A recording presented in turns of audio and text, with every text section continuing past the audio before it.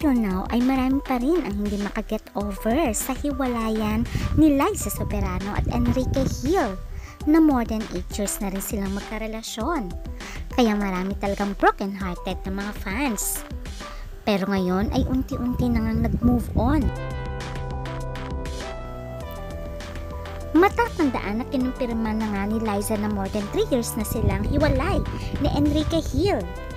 At ang sinasabi nga niya noon ay ang dahilan daw ay they were no longer a match due to different values and life directions.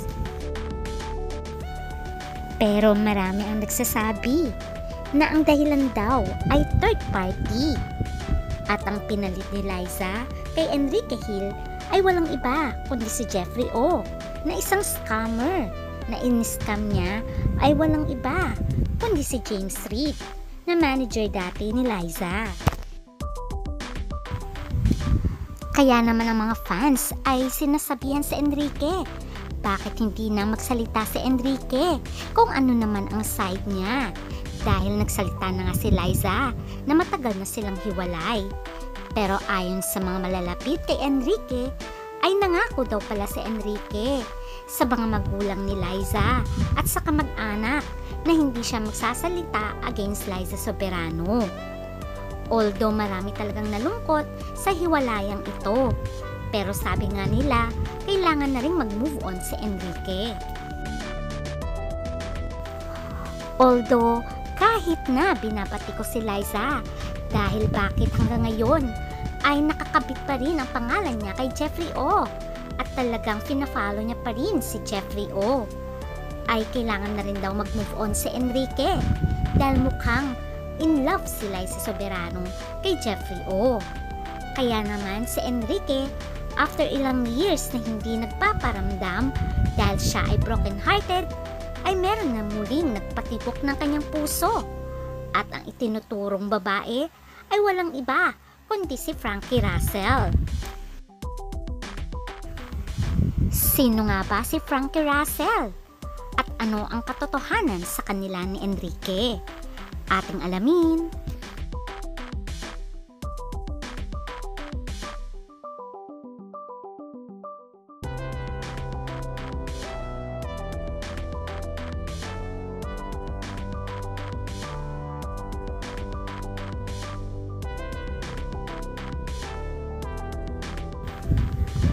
Marami talaga ang nanghinayang broken-hearted sa paghihiwalay ni Enrique at Liza Soberano. At sinabi nga ni Liza na 3 years na silang hiwalay ni Enrique. Nagsimula ang kanilang relasyon year 2014 at nag-end ito noong October 2022. At inamin na nga ni Liza na sila ni Enrique ay were no longer matched due to different values and life directions. At iyon ang kanyang inamin sa Can I Come In? At marami na talaga ang nalungkot sa pasabog na ito ni Liza. Pero ang pinagtataka ng mga fans, since very supportive naman si Enrique sa kanyang Hollywood dream, bakit daw si Liza ang nakipag-break kay Enrique? Kung sinasabi ni Liza na mahal pa rin nilang isa't isa during the breakup, bakit daw humantong pa sa hiwalayan? At si Liza mismo ang nag-initiate na maghiwalay na sila ni Enrique para makapag-concentrate siya sa kanyang Hollywood dream. Kaya dito na pumapasok ang third party involved kay Liza. At ito ay walang iba kundi si Jeffrey O. Mula ng year 2022, mula nang makilala ni Liza, itong si Jeffrey O ay nagkakaroon na nga ng hindi pagkakaunawaan di umano si Liza at Enrique. Dahil napapansin ni Enrique na mukhang may gusto nga itong si Jeffrey O kay Liza Soberano. Ayon sa mga nakapansin, wala naman palang problema kay Enrique kahit pumunta pa nga si Liza sa ibang bansa para sa kanyang Hollywood dream. Matatandaan, binisita pa nga ni Enrique si Liza sa shooting ng Lisa Frankenstein. Pero that time pala ay hiwalay na sila ni Enrique. Ayon sa sources na si Bea ng ex ay sinusuyo pa nga din daw ni Enrique itong si Liza Soberano dahil mahal na mahal niya ito. Matatandaan noong na-ospital si Liza at naoperahan sa Amerika ay 3 months na nagbantay si Enrique sa kanya at iniwan niya muna pansamantala ang karera sa Pilipinas para alagaan si Liza. At ito naman ay inamin ni Liza at very thankful siya kay Enrique sa pagmamahal na binigay sa kanya. Ayon pa nga sa mga sources ay sobrang supportive daw si Enrique kay Liza sa Hollywood dream nito. Pagkus sinamahan pa nga niya si Liza noon na mag-scout ng mga talent agency kung saan ay para makapenetrate ito sa Hollywood. Mula nang makilala niya nga itong si Jeffrey O ay nagbago na ang lahat. At sabi pa nga ng sources na si Bea ay nahuli pa ngang naghalikan itong si Jeffrey O at si Liza sa US. At dito na nga, nabago na ang lahat at nagsimula ng mag-away si Enrique at si Liza. Matatandaan na nahuli nga nakasama ni Liza itong si Jeffrey O sa Singapore noon. At mapapansin ang manager niya ay si James Reid na naglalakad. At dumating nga si Liza sa airport at kasunod niya si Jeffrey O. Ito yung papunta daw sila ng LA. At mukhang nagkakamabutihan na nga daw dito si Liza at si Jeffrey O. Makikita naman na yayakapin pa nga ni Jeffrey O itong si Liza dahil may mga fans. At mukhang hinahatak pa nga niya ito.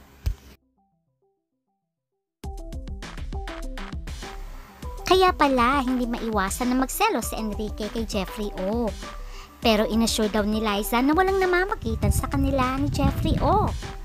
Pero ayon nga kay Bea ay okay na sana ang lahat. May plano na nga si Enrique na pakasalan si Liza at balak ng manirahan sa US kasama nga ni Liza.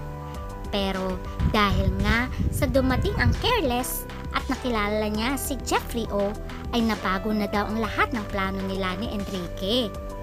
At dito na nagkaroon ng pagbabago sa pagtingin ni Liza kay Enrique.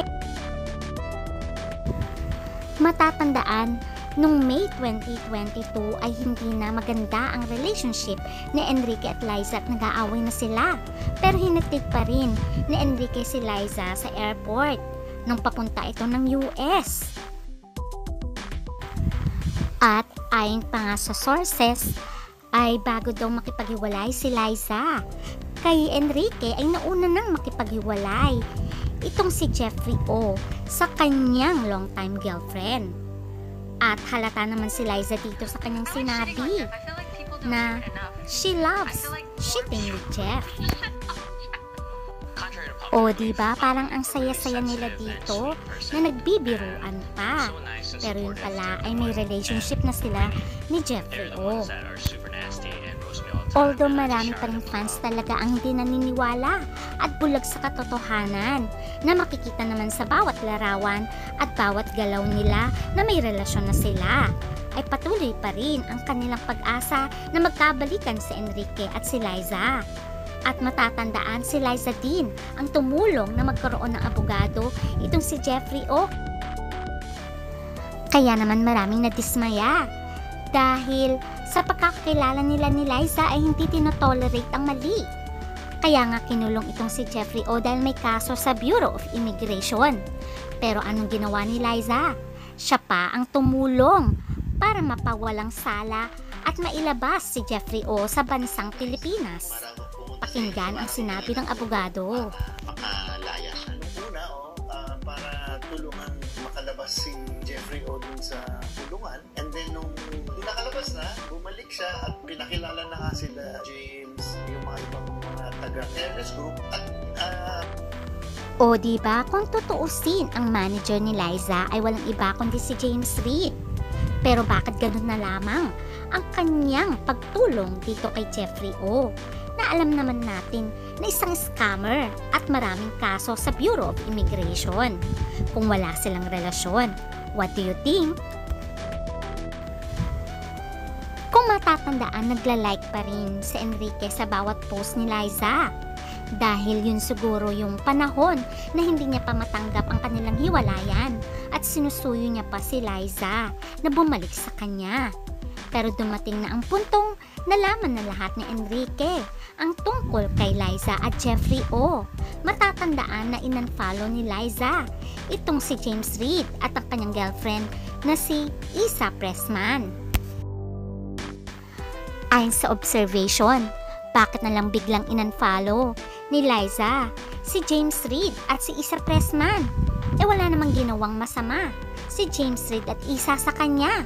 Kaya ang spekulasyon ng lahat, baka daw nagsabi na si James Reid at Isa Pressman tungkol sa relasyon ni Liza at ni Jeffrey O kay Enrique Hill. Ayon sa kwento ni James Reid ay sinabihan niya si Liza Soberano na mag-ingat kay Jeffrey O dahil nag-scam ito sa kumpanya ng more than 100 million. Pero anong ginawa ni Liza? Instead na maniwala siya, ay tumagwalag pa siya at umalis sa agency ni James Reid. Pagpos ay sumama siya kay Jeffrey O. In-unfollow niya si James Reid at Isa Pressman, pero nakafollow pa rin siya dito kay Jeffrey O. At dito na nga sila nahuli na magkasama sa Singapore, which is bulag pa din ang mga fanatic ni Liza Soberano na walang relasyon itong si Liza at Jeffrey O. Kaya maraming ding mga fans ni Liza ang medyo nagdalawang isip. Bakit hindi niya maiwan-iwan itong si Jeffrey O na alam naman niya na scammer, pero bagkus ay kasama niya pa ito. At ito pa ang ipinalit niya kay Enrique Hill. Ano sa tingin nyo? Ano ba ang nangyari kay Liza? At mukhang itong si Jeffrey O na lang ang kanyang pinaniniwalaan. What do you think? Si Jeffrey O nga ba ang totoong dahilan kung bakit hiniwalayan ni Liza Soberano itong si Enrique Hill? Comment down your thoughts. Ano kaya ang nakita niya kay Jeffrey O? Na alam naman natin na scammer ito? O meron siguro siyang bagay na nakita kay Jeffrey O na wala kay Enrique Hill? Alam naman natin na mahal na Enrique Hill itong si Liza, na nais pa nga niya itong pakasalan. Pero sabi nga ni Liza ay magkaiba na sila ng tinatahak na landas dahil hindi pa siya ready magpakasal. Kaya ba dapat niyang hiwalayan si Enrique dahil hindi pa siya ready magpakasal? What do you think? Samantalang si Enrique sinuyo niya pa si Liza ng ilang taon. Pero sabi nga sa source na si Bea, si Liza na mismo ang lumalayo kay Enrique. At ayon pa nga sa source na si Bea ay nagli-live-in na nga daw si Liza at Jeffrey O.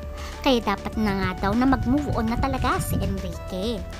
Kaya pala, makikita na si Enrique ay masaya na rin, unti-unti nang naka-move on. Total naman daw ay meron ng Jeffrey O si Liza, ay karapat-dapat din na magkaroon na rin ng love life itong si Enrique Hill. Pero ano tong trending ngayon? Na merong kasama si Enrique Hill sa isang resort na nangangalang Frankie Russell. Sino nga ba si Frankie Russell? Ating kilalanin. Si Frankie Russell or Frances Russell ay isang Filipina-New Zealand actress and beauty pageant contestant and a beauty queen ng Miss Cosmo New Zealand 2024. Isa rin siyang actress sa Pinoy Big Brother, and she began acting in 2022. At siya rin ay nag-appear sa Ang Probinsyano. At isa rin siyang finalist sa Miss Universe United Arab Emirates 2021. Ngayon ay nalilink siya kay Enrique Hill.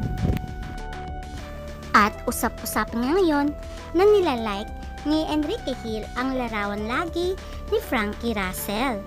At the same time ay spotted sila sa isang beach ngayon. Dito si Enrique Hill nasa isang beach resort sa Panglao, Bohol. Pagkatapos nun ay bumaba siya at naglalakad patungo sa isang resort. O diba naman, naka-shades pa siya. At nandito na nga kasama niya itong si Frankie. Si Frankie Russell na kaya ang pinalit ni Enrique Hill kay Liza Soberano? At mapapansin din sa video sa resort na magkasama si Enrique at Frankie. Kasama din ni Frankie ang kanyang best friend. At ito ay isang resort sa Panglao, Bohol. Hanggang ngayon ay tahimik pa rin si Enrique sa hiwalayan nila ni Liza. Pero unti-unti na rin daw itong nag-move on. Si Frankie Russell na kaya ang nagpapatibok muli sa puso ni Enrique Hill? At siya na kaya ang kapalit ni Liza Soberano? Ano kaya ang masasabi ni Liza Soberano na unti-unti nang nag-move on ang kanyang ex-boyfriend na si Enrique Hill at ang ipinalit sa kanya ay isang beauty queen model na walang iba kundi si Frankie Russell. Total naman daw ay may Jeffrey O na siya, kaya deserve naman din daw ni Enrique Hill na lumigaya. Kung si Frankie Russell naman ito ay masaya na ang mga fans. Kaya ating abangan na lang kung sino ang unang aamin. Kung aaminin na nga ba ni Liza ang matagal niyang karelasyon na si Jeffrey O? Or uunahan siya ni Enrique Hill na aminin na siya ay into relationship na kay Frankie Russell? Itong ating aabangan. Hanggang sa muli, please don't forget to like, share, and subscribe. Bye!